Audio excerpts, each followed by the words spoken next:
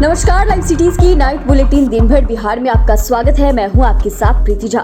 खबरों की शुरुआत करेंगे, लेकिन उससे पहले एक नजर डालते हैं आज की सुर्खियों पर। तेजस्वी के खिलाफ चार्जशीट पर भड़के लालू यादव, कहा पीएम मोदी सोच ल तोहार का हाल हुई। सीएम नीतीश ने जेपी गंगा पथ पर किया निरीक्षण, तेजी से काम पूरा करने का दिया निर्देश।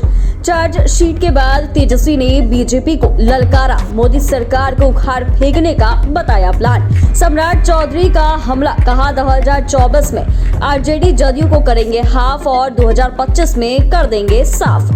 शिक्षा मंत्री के पाठक आमने सामने, राजद बोली कान पकड़कर बाहर कीजिए, जदयू ने बताया कड़क अधिकारी। मंत्री श्रवण कुमार का बड़ा दावा, कहा जदयू के संपर्क में बीजेपी के कई सांसद और विधायक, पिता को याद कर भावुक हुए चिराग पासवान, कहा किसी भी कीमत पर हाजीपुर नहीं छोड़ेंगे। संतोष सुमन का दावा, कहा 15 दिन में नीतीश खुद हटेंगे या आरजेडी हटा देगी।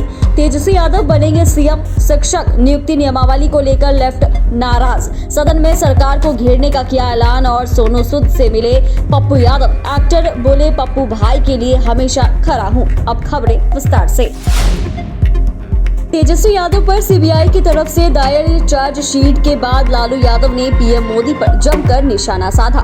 लालू ने नसीहत देते हुए कहा कि तोहार का हाल हुई, नरेंद्र मोदी सोच ला, हम लोग फूल माला बेचकर जी लेंगे, मुकदमा करो, सिर्फ यही हो रहा है, 2024 में उखाड़ फेंकेंगे। लालू यादव ने तेजस्वी यादव के खिलाफ दर्ज हुए चार्जशीट को लेकर कहा कि आज उनको जो करना है कर लें, कल जब उनकी सरकार जाएगी तब क्या होगा। बता दें कि पटना में आज राजद का 27वां स्थापना दिवस मनाया गया। इस मौके पर पार्टी के राष्ट्रीय अध्यक्ष लालू प्रसाद यादव ने कार्यकर्ताओं को संबोधित किया। मुख्यमंत्री नीतीश कुमार ने बुधवार को पटना सिटी का दौरा कर जेपी गंगा पथ परियोजना के तहत गाय घाट के पास चल रहे निर्माण कार्य का निरीक्षण किया। इस मौके पर मुख्यमंत्री ने कार्य की प्रगति का जायजा भी लिया और काम में तेजी लाए जाने को लेकर अधिकारियों को कई आवश्यक दिशा निर्देश भी जारी किया।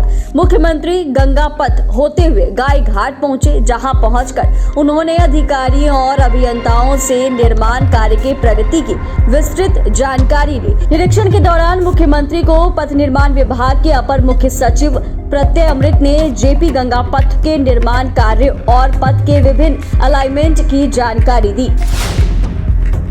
आरजेडी के 27वां स्थापना दिवस पर बुधवार को बिहार के उप मुख्यमंत्री तेजस्वी यादव ने बीजेपी पर जमकर निशाना साधा। उन्होंने राजद कार्यकर्ताओं और समर्थकों को पार्टी के स्थापना दिवस की बधाई देते हुए अगले वर्ष होने वाले लोकसभा चुनाव में भाजपा को हराने का आह्वान किया। तेजस्वी ने भाजपा और मोदी सरकार की नीतियों की आलोचना करते हुए केंद्र से बीजेपी को उखाड़ फेंकने की बात भी कही।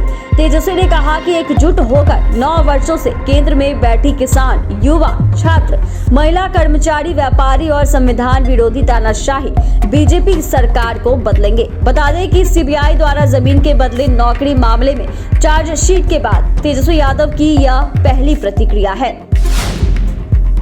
समस्तीपुर में भाजपा बूथ कार्यकर्ताओं के एक कार्यक्रम को संबोधित करते हुए प्रदेश अध्यक्ष सम्राट चौधरी ने महागठबंधन सरकार पर जमकर हमला बोला। उन्होंने कहा कि 2024 में फिर से बीजेपी पूरे भारत में भारी मतों से मोदी जी के नेतृत्व में सरकार बनाएगी। बिहार की 40 में से 40 सीट बीजेपी जीतेगी। उन्होंने कहा कि 2024 में राजद और जदयू को हाफ कर देंगे और 2025 में उन्हें साफ कर देंगे। भाजपा प्रदेश अध्यक्ष ने आगे कहा कि आज सभी भ्रष्टाचारी एक साथ आए हैं। एक तरफ अकेले मोदी जी खड़े हैं, तो वहीं दूसरी तरफ ये भ्रष्टाचारी नेताओं की टोली है। बिहार के शिक्षा मंत्री चंद्रशेखर ने अपने ही विभाग के अपर मुख्य सचिव के पाठक पर जमकर निशाना साधा। उन्होंने पाठक को पित्त पत्र जारी कर उनकी कार्यशैली पर सवाल उठाया है। मंत्री ने कहा कि आईएएस के पाठक अपनी रॉबिन हुड छवि चमकाने, सुर्खियों में आने और राजनेताओं का ध्यान खींचने के लिए ऐसे काम कर रहे हैं। वहीं जदयू प्रवक्ता नीरज कुमार ने कहा कि के पाठक अच्छा काम कर रहे हैं। शिक्षा विभाग में उन्होंने काफी सुधार किया है, उनकी कार्यशैली को सभी जानते हैं। वहीं राजद प्रवक्ता भाई वीरेंद्र ने कहा कि के पाठक को होश में रहकर काम करना चाहिए, ऐसे अफसरों का कान पकड़कर बाहर निकालना चाहिए। महाराष्ट्र एनसीपी में टूट के बाद बिहार बीजेपी डंके की चोट पर कई जदयू नेताओं के पाला बदलने का दावा कर रही है। वहीं अब जदयू की तरफ से भी इस तरह का बयान आने लगा है कि जदयू के वरिष्ठ नेता और ग्रामीण विकास मंत्री श्रवण कुमार ने कहा कि बीजेपी के कई नेता हम लोगों के संपर्क में है। श्रवण कुमार ने दावा करते हुए कहा कि नाम नहीं बताएंगे, लेकिन समय आने पर नाम भी बता दिया जाएगा। बीजेपी के कई एमपी और एमएलए हम लोगों के संपर्क में हैं। देखते रहिए बिहार में क्या खेला होता है। साथ ही मंत्री ने दावा किया कि भाजपा को बिहार से ध्वस्त करेंगे और दिल्ली में चढ़ाई करेंगे। स्वर्गीय रामविलास पासवान के 77वीं जयंती पर चिराग पासवान ने अपने पिता को याद किया। इस अवसर पर उन्होंने कहा कि अगर वह आज होते तो बात कुछ और होती। चिराग पासवान ने इस मौके पर यह भी घोषणा की कि वह किसी भी कीमत पर हाजीपुर नहीं छोड़ेंगे। चिराग ने कहा कि वो अपने पिता को याद करने के साथ आज से ही हाजीपुर में चुनाव शंखनाद कर रहे हैं। चिराग पासवान ने कहा कि हाजीपुर मेरा घर रहा है। मेरे पिता ने हाजीपुर को अपनी मां कहा है। हाजीपुर को छोड़ने का प्रश्न ही नहीं खड़ा होता है। अगर मैं हाजीपुर छोड़ दिया तो अपने पिता से नजरें नहीं मिला सकूंगा। जितेंद्र मांझी के बेटे और नीतीश सरकार के पूर्व मंत्री संतोष सुमन ने बिहार की राजनीति को लेकर बड़ा दावा किया है।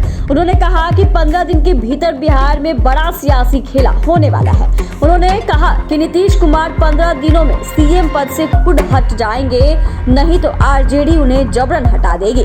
इसके बाद तेजस्वी यादव मुख्यमंत्री बन जाएंगे। उन्होंने कहा कि राजद के पास पर्याप्त संख्या बल भी है। उनके 115 विधायक हैं, 8 विधायकों की कमी होती है, जिसका जुगाड़ तेजस्वी की टीम कर लेगी और नीतीश कुमार को हटा देगी। संतोष सुमन ने यहां तक दावा किया कि मुख्यमंत्री नीतीश कुमार काफी बेचैनी और परेशानी में हैं, इसीलिए पार्टी के नेताओं से मिल रहे हैं।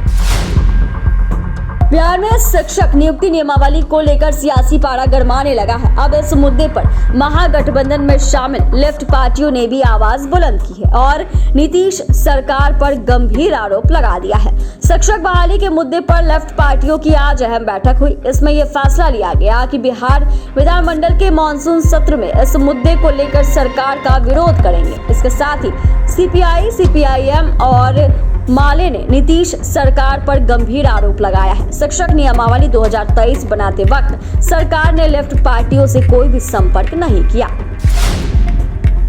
जाप सुप्रीमो पप्पू यादव ने बुधवार को बॉलीवुड अभिनेता सोनू सूद से पटना में मुलाकात की है। एक्टर एक कार्यक्रम के लिए पटना आए हुए थे। दोनों की मुलाकात एक होटल में हुई।